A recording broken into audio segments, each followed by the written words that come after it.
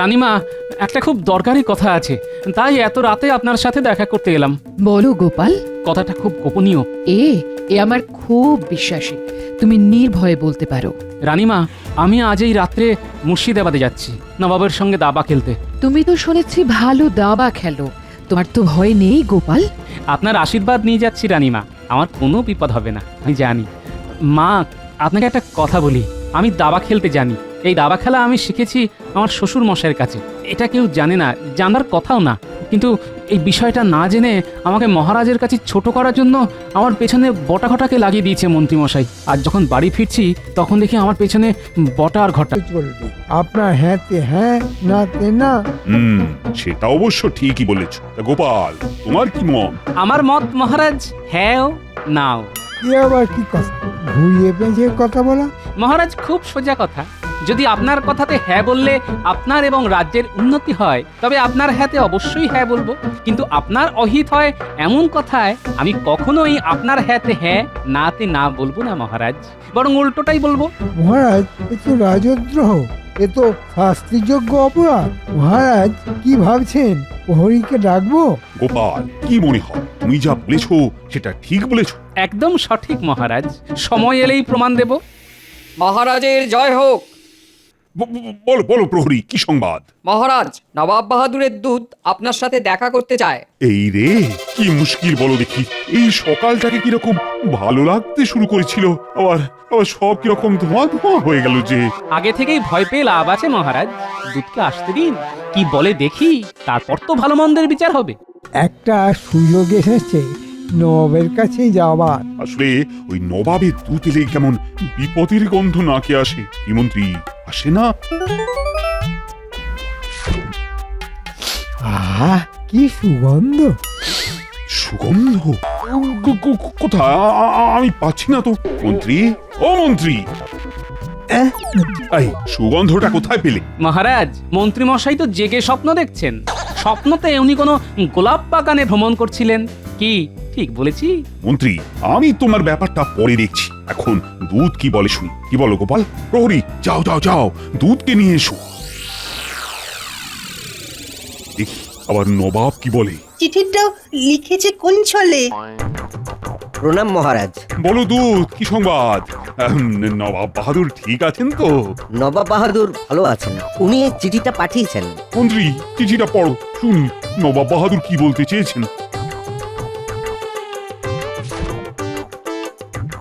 মহারাজ কৃষ্ণচন্দ্র রায় এত দ্বারা জানানো যাইতেছে যে সত্তর কোন রাজ কর্মচারীকে আমার নিকট প্রেরণ করো।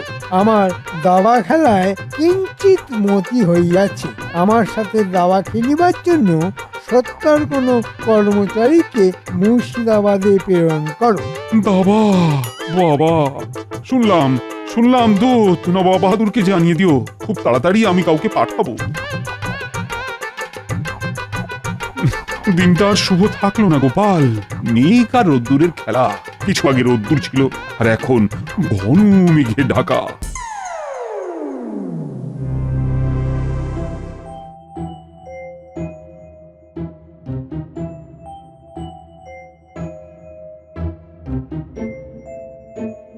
কি ভাবছেন মন্ত্রী মশাই? সুযোগ এসেছে, সুযোগটা আমাদের নিতে হবে। কিসের সুযোগ? গোপালকে সরাবার সুযোগ। কি করে? মহারাজকে বলবো যে গোপালকে মুর্শিদাবাদে পাঠাতে, কারণ গোপাল ভালো দাবা খেলতে জানে। কিন্তু গোপাল যদি অস্বীকার করে, ও যদি বলে যে সে দাবা কোনো কালে খেলেনি, তখন? ওই বিষয়টাও আমার ভাবা আছে। হ্যাঁ, নগরে গ্রামে সর্বত্র রটিয়ে দেব যে গোপাল দাবা খেলায় দারুণ পটু। জানো তো, একটা প্রবাদ আছে। কি প্রবাদ? দশচক্রে ভগবান ভূত। ঠিক বুঝলাম না তো। 10 জন ব্যক্তি যদি একজন মানুষকে ভগবানকে দেখিয়ে বোঝায় যে ভগবান নয়, এ ভূত, তখন সেই লোকটি ভগবানকে ভূতই ভাববে। বুঝলে? এতক্ষণে বুঝলাম। তাহলে তাহলে আপনি কাজ শুরু করে দিন। আপনার ওই যে দুজন বিশ্বস্ত সাগরেদ আছে, তাদের ঘটা ঘটার কথা বলছে তো? হ্যাঁ, ওদের কাছেই যাব। কালকের দিনটা দেখি। আবার নতুন করে কি রাখার আছে? আজই চলুন মন্ত্রী মশাই। তোর আর সইছে না? না, ঠিক আছে, তাই চলো।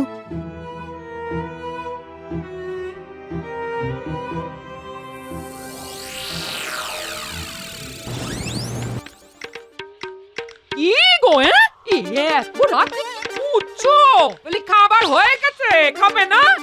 গিন্নি একটা বহু পুরনো জিনিস খুঁজছি, খুব দরকারি। কি এমন দরকারি জিনিস গো যে এত রাতে খাবার ফেলে খুঁজতে হয়? আমার একমাত্র শ্বশুর মশাইয়ের থেকে পাওয়া জিনিস, জন্মের মধ্যে কম্য। ওই একটি জিনিসের নেশাই তো ধরিয়ে দিয়েছিলেন গিন্নি। মানে কি বলতে চাইছো? আমার বাবা তোমাকে নেশা ধরিয়েছে? এই কিসের নেশা? আরে চড়ছো কেন গিন্নি? আমাকে হাতি, ঘোড়া, নৌকো দিয়েছে। কত বড় লোক আমি! একটা সাদা ঘোড়া, একটা কালো ঘোড়া, একটা সাদা হাতি আর একটা কালো হাতি। ও মা গো, আমাকে এই এত বছর পর পাওনা গন্ডা নিয়ে খোঁটা দিচ্ছ? বলি আমার বাবা গরিব, কোথা থেকে হাতি ঘোড়া দেবে? আর তুমি কি এমন রাজকুমার শুনি যে হাতি ঘোড়া নেবে? নিচে তো হড় হপাতে। ও বাবা গো, দেখো কোথায় তুমি আমার বিয়ে দিয়েছো গো। বিয়ের এত বছর পরেও আমাকে যৌতুক দিয়ে ঘোড়া দিচ্ছে। আচ্ছা আচ্ছা, তুমি কি আমাকে সাদা হাতি বললে? ছি, ছি, ছি। আরে কাঁদো কেন? শোনো শোনো, শান্ত হও, শান্ত হও। এই তো পেয়েছি। ও মা, এ তো দাবার ঘুঁটি। তবে যে তুমি বললে হাতি ঘোড়া নৌকো। আরে পাগলি, এই দেখো, এটা হলো গজ মানে হাতি, এটা হলো ঘোড়া, আর এই যে এটা হলো নৌকো। দুটো রং, একটা সাদা আর একটা কালো। হ্যাঁ গো, এই রাতে দাবা নিয়ে বসলে কেন? এই তোমার মাথাটা তো ঠিক আছে তো? কেন আমার মাথায় আবার কোথায় গোলমাল দেখলে? যেন যারা দাবা খেলা জানে তারা খুব বুদ্ধিমান হয়। যেমন আমার শ্বশুর মশাই, কি বুদ্ধিমান! বলছো? নিশ্চয়ই, নইলে এরকম একটা জিনিস আমার ঘরে চাপিয়ে দেয়। কি বললে? ঠিক বুঝলাম না, আরেকটু পরিষ্কার করে বলুন। বুঝিয়ে বলুন। তোরা তো এত মাথা মনটা ছিলিস না। আজ একটু ইচ্ছে করেই হয়েছি। না মানে ওই হতে হয়েছে মন্ত্রী মশাই। কেন হঠাৎ করে মাথা মোটা সাজবার কারণ? চাপ বাবা, কেউ ইচ্ছে করে মাথা মোটা সাজে এই প্রথম শুনলাম। না না, ব্যাপারটা একটু খোলসা করে বল। আগের কাজের পারিশ্রমিকটা এখনো বাকি আছে, ওটা কি তামাদি হয়ে যাবে? ওটা হাতে পেলেই মোটা মাথা কেমন ওই সরু লিকলিকে একেবারে লাউ ডগা সাপটির মতন হয়ে যাবে। শুধু হাতে পেলেই একবার দেখুন না। বাবা, সে আনা কম নয়। মন্ত্রীমশাই, দিয়ে দিন দিয়ে দিন। কুবুদ্ধির পারিশ্রমিক কখনো তামাদি রাখতে নেই। বুঝলাম, এই নে। এবার খুশি তো? তাহলে এবার শোন। আর বলতে হবে না, আমরা সবটা বুঝে গেছি। বলবো? ঘরটা বলে দে। আমাদের কাজ হলো ওই সারা রাজ্যে রটিয়ে দিতে হবে যে ওই গোপাল গোপাল খুব বড় দাবাড়ু। জনে জনে, বনে বনে, পাহাড়ে পাহাড়ে, সব জায়গায়। যাতে করে রাজামশাইয়ের কানে যায়। কি মন্ত্রী মশাই, ঠিক বুঝেছি তো? হ্যাঁ, তবে এই কাজটার অগ্রিমটা দিয়ে দিন। আমাদের তো ওই ঘুরে ঘুরে কাজ, খরচ খরচা আছে তো। কিরে বটা, ঠিক বলছি না? সে আর বলতে। দিন মন্ত্রী মশাই, আপাতত আমাদের দুজনকে 4টে করে মোহর দিন। হ্যাঁ হ্যাঁ, কাজ শেষ হলে বাকি 4টে করে দিয়ে দেবেন, কেমন? দিয়ে দিন মন্ত্রী মশাই, দিয়ে দিন। তারপর আমরাও আপনাকে কিছু কিছু দিয়ে সাহায্য করব। হ্যাঁ, আমরা তো আছি। ঠিক আছে, এই নেই।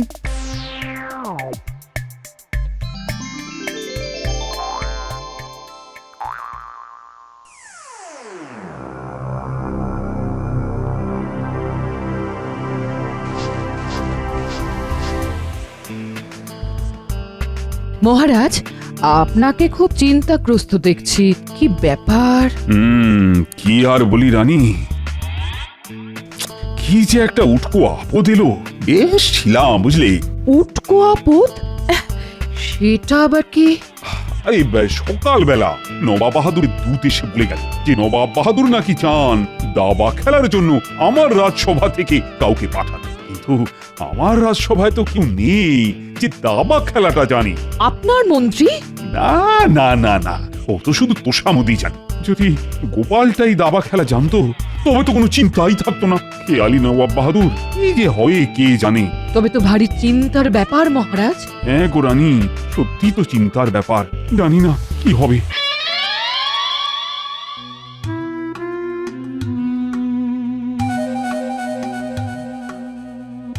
এই যে মন্ত্রী, তুমি কাল তো অনেকগুলো কথা বলেছি, তা আমার চিন্তা দূর করার বিষয়ে তুমি কি কিছু আলোকপাত করতে পারো? মহারাজ, আমি যদি দাবা খেলা জানতাম তবে তো কোনো চিন্তাই ছিল না। আমার সভায় তো এমন কেউ নেই যে দাবা খেলাটা জানি। আছে মহারাজ, একজন আছে যে সত্যি জানে দাবা খেলতে। তাকে অনেকে দাবা খেলতে দেখেছে। কে কে কে কে সে ব্যক্তি? আরে কে, শীঘ্র বলো। কেন মহারাজ, সে তো আপনার খুব প্রিয়। আরে প্রিয় তো আমার সবাই। আচ্ছা, মন্ত্রী মশাই ঠিক কি বলতে চাইছে? ইঙ্গিতটা তো আমার দিকেই মনে হয়। দেখা যাক। গোপাল মহারাজ, গোপাল দাবা খেলায় পটু এবং গোপালকে দাবা খেলতে অনেকেই দেখেছে। বুঝলাম, আমাকে ফাঁসাবার চেষ্টা। কিন্তু আমি যে সত্যি দাবা খেলতে পারি সেটা জানাবো না। মন্ত্রী না জেনে একটা সত্যি কথা বলে ফেলেছে, কিন্তু সত্যিটাকে সত্যি এখন বলবো না। দেখি আমার দাবা খেলার ব্যাপারে কি কি সাক্ষ্য প্রমাণ এনেছে। গোপাল জানে, গোপাল জানে, বাবা বাবা বাবা বাবা, এই তো এই তো এই তো এই তো একটা দারুণ খবর। কি গোপাল, তুমি তো দেখছি ছুপা রুস্তাম হে। না, আমি যে অল্প বিস্তর দাবা খেলতে পারি সেটা জানানো যাবে না, বরং উল্টোটাই বলতে হবে। মহারাজ, মন্ত্রী মশাই মিথ্যে বলছেন। আমি দাবা খেলতে জানি না, বিশ্বাস করুন। কি গোপাল, কেন বাজে কথা বলছো? তোমাকে অনেকে দাবা খেলতে দেখেছে। কে কে দেখেছে একটু বলুন মন্ত্রী মশাই। আমি যথাসময়ে এর প্রমাণ দেব, কিন্তু তুমি এই সত্যটা লুকোলে কেন? নবাব বাহাদুরের কাছে যেতে হবে, দাবা খেলতে হবে, সেই ভয়ে। ছি ছি ছি ছি। আচ্ছা, এই ব্যাপার। হ্যাঁ, মহারাজের কাছে আমাকে ছোট দেখানো। তোমার তুনে আর কি কি বান আছে দেখি, তারপর তো আমার খেলা শুরু হবে। আমার সম্বন্ধে এই মিথ্যে কথাটা কে জানালো মন্ত্রী মশাই? মন্ত্রী, প্রমাণ পেশ করো। কেমন পেঁচে ফেলেছি, হ্যাঁ? মিথ্যে কথা বলে তোমাকে দশচক্রে ভগবান ভূত বানিয়ে দিলাম। হ্যাঁ মহারাজ, আমি এমন একজনকে নিয়ে আসছি যার সাথে গোপাল নিয়মিত দাবা খেলতে যায়। প্রহরী, প্রহরী। বাইরে বটকৃষ্ণ, ঘটেশ্বর বলে দুজন লোক দাঁড়িয়ে আছে, ওদের নিয়ে এসো। ও, বটকৃষ্ণ আর ঘটেশ্বর। তার মানে বটা আর ঘটা। মোল্লার দৌড় তো মসজিদ পর্যন্তই। গোপাল, তুমি আমার এত প্রিয়, তোমাকে আমি এত ভালোবাসি, সেই তুমি দাবা খেলতে জানো, সেই খবরটা আমাকে অন্যের কাছ থেকে জানতে হচ্ছে। মহারাজ, আমি বটকৃষ্ণ, আর এ আমার বন্ধু ঘটেশ্বর। গোপালকে আমরা দুজনেই খুব ভালোভাবে চিনি। গোপাল নিয়মিত আমাদের সাথে দাবা খেলতে আসতো। হ্যাঁ মহারাজ, আর গোপাল খুব ভালো দাবা খেলতে পারে। আমরা কোনোদিনই ওর কাছে জিততে পারিনি। গোপালের দাবার চাল ভয়াবহ। কখন যে হাতি দিয়ে মারবে, কখন যে ঘোড়া দিয়ে মারবে, সে আপনি ভাবতেই পারবেন না। সবাই না জেনেই আমাকে বিপদে ফেলতে চাইছে। ঠিক আছে, তোমাদের এই খেলায় আমি তালে তাল মেলাই। মহারাজ, এই একটা ষড়যন্ত্র। আমি এদের সাথে কোনোদিনও খেলিনি। গোপাল, ছি ছি ছি ছি, তোমার এত ভয়, এত ভয় নবাব বাহাদুরের সাথে খেলতে, তাই তুমি আমার সাথে মিথ্যে কথা বলার সাহস পাও? আমার আদেশ, আমার আদেশ, তোমাকে কালই যেতে হবে। মন্ত্রী, নবাব বাহাদুরকে খবর পাঠাও, আমার সভা থেকে গোপাল যাবে দাবা খেলায় অংশ নিতে। মন্ত্রীমশাই দাবার চালে গোপাল একেবারে উপকার। আহা শ্বশুর মশাই, আজ আপনার দেওয়া একটা উপহার যে আমার এত বড় উপকার করবে সেটা আমি ভাবতেও পারিনি। গোপাল, কি ভাবছো? তোমার সব ভাবনা শেষ। তুমি বরং মুর্শিদাবাদ যাবার জন্য প্রস্তুত হও। সম্মান নিয়ে ফিরে আসতে পারলে স্বাগত, তোমার রাজসভায় কাজ থাকবে। কিন্তু যদি তোমার জন্য আমার সম্মানহানি হয়, তাহলে কিন্তু তোমার কঠিন শাস্তি। মনে রেখো কিন্তু। জানি না কি উদ্দেশ্যে আমার সম্বন্ধে এতখানি মিথ্যে কথা বানিয়ে বানিয়ে বলল। আমার এই যাওয়াই শেষ যাওয়া সেটা বুঝতে পারছি মহারাজ। তবে একটা অনুরোধ, আমার অবলা স্ত্রী আর অবোধ নাতি নাতনিগুলোকে দেখবেন মহারাজ। আর সে নিয়ে তোমাকে ভাবতে হবে না, তুমি কালই যাবে। মহারাজ, শুনলাম নাকি গোপাল দাবা খেলায় বিশেষ পারদর্শী। হ্যাঁ রানী, তুমি ঠিকই শুনেছ। আর এত বড় মিথ্যেবাদী যে শুধু বলেই চলেছে, খেলতেই জানে না। কেউ বা কারা ওকে যেন ফাঁসাতে চাইছে। হতেও তো পারে। না না না না, গোপাল নবাব বাহাদুরের কাছে যাবে না বলেই নিজেকে আড়াল করেছে। আমার কাছে গোপন করেছে। আর মন্ত্রী না থাকলে তো আমি এ কথা জানতেই পারতাম না। কি জানি, যদি আপনার কথা সত্যিও হয় তবে একটা কথা বলতে পারি, গোপালের এই অস্বীকারের মধ্যেও কোনো শুভ জিনিস লুকিয়ে আছে। হ্যাঁ, তোমার এত বিশ্বাস? হ্যাঁ মহারাজ, আমার বিশ্বাসের আঁটটা একটু বেশি। হ্যাঁ, রগরটা দেখার জন্য আমাদের কাউকে যেতে হবে। ঠিক বলেছেন, গোপালের হেনস্থা চর্মচক্ষে না দেখলে কি আর ভালো লাগে? সবাই কি করে যাব? মহারাজ তো অনুমতি দেবেন না। রাজি করাবো। কিভাবে? কাল রাজপ্রাসাদেই দেখতে পাবে। খবর শুনেছেন মন্ত্রী মশাই? নতুন কোনো খবর আছে নাকি? আছে তো, আছে। গোপাল রওনা দিচ্ছে একদম একা। এই যাওয়াটাই শেষ যাওয়া। আমরা যা শুনে এলাম। কি কি শুনলি একটু বল। আমরা তো গোপালের উপর নজর রাখতে গিয়ে ওর পিছু পিছু ওর বাড়ি অব্দি গেলাম। তারপর শুনি গোপালের জিন্নির গলার আওয়াজ। আমার সাথে এমন শত্রুতা করলো, হ্যাঁ? আমরা কার টাকা ধানে মই দিয়েছি, হ্যাঁ? মহারাজের আদেশ আমাকে মানতেই হবে। আর ফেরা বোধহয় হবে না গিন্নি, তুমি সাবধানে থেকো। কি বুঝছিস ঘটা? অবশেষে গোপালের প্রস্থান, কৃষ্ণনগর থেকে চিরতরে প্রস্থান। চল মন্ত্রী মশাইকে খবরটা দিয়ে আসি। ভালো খবর শুনে যদি কিছু পাই তাহলে তো ভালোই হয়। নিজের কানে যেই না শোনা। আপনাকে খবরটা দেওয়ার জন্য চলে এলাম। মন্ত্রীমশাই, ও মন্ত্রীমশাই, বাঁ হাতটা বড় চুলকাচ্ছে। ওটা নতুন কি? ও তো আমাকে দেখলেই চুলকায়। মলমটা লাগিয়ে দিন, তাহলে আর চুলকবেন না। তোরা পারিস বট, আমাকে দেখলেই তোদের হাত চুলকোয় নাকি? হ্যাঁ, এই নে তোদের শুভ সংবাদের জন্য উপহার, 2টো করে মোহর। এবার কৃষ্ণনগর থেকে আপদরা বিদায় নেবে।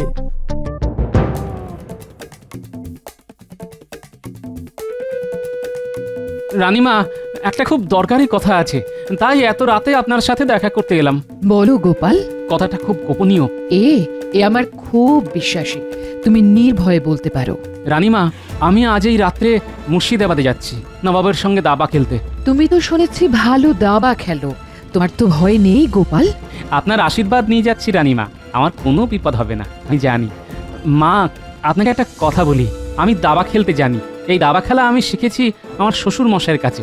এটা কেউ জানে না, জানার কথাও না। কিন্তু এই বিষয়টা না জেনে আমাকে মহারাজের কাছে ছোট করার জন্য আমার পেছনে বটা ঘটাকে লাগিয়ে দিয়েছে মন্ত্রীমশাই। আর যখন বাড়ি ফিরছি তখন দেখি আমার পেছনে বটা আর ঘটা।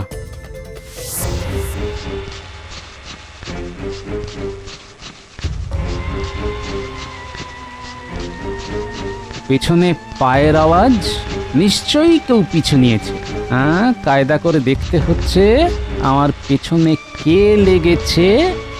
পা চুলকোনোর ছলে একবার দেখে নিই পেছনে কে। ও মা, বটার ঘটা। বুঝলাম, আমার সব কিছু জানবার জন্য আমার পিছু নিচ্ছে। ঠিক আছে, এসো বাপ ধনেরা, এসো। কি গো, বলি ওই রকম হন্তদন্ত হয়ে এলে কেন, হ্যাঁ? পেছনের বটা ঘটা আমাদের খবরাখবর নিতে আসছে। মন্ত্রী মশাই পাঠিয়েছে। তুমি চেঁচিয়ে বলো কে আমাদের সাথে এমন শত্রুতা করলো, আমরা কার পাকা ধানে মই দিয়েছি। ও, তারপর বাইরে এসে দেখি ওরা দুজনে দৌড়চ্ছে, আমিও পিছু নিলাম। দেখলাম গাছতলায় সব মহামানবরা দাঁড়িয়ে। এই নে, এবার খুশি তো? আচ্ছা, এই ব্যাপার। হ্যাঁ রানীমা, আমি খেলতে যেতামই, কিন্তু আমি একটু বাজিয়ে দেখতে চেয়েছিলাম রানীমা। আমি জানি গোপাল, তুমি এই কৃষ্ণনগরের বড় বন্ধু, তুমি বিজয়ী হবেই।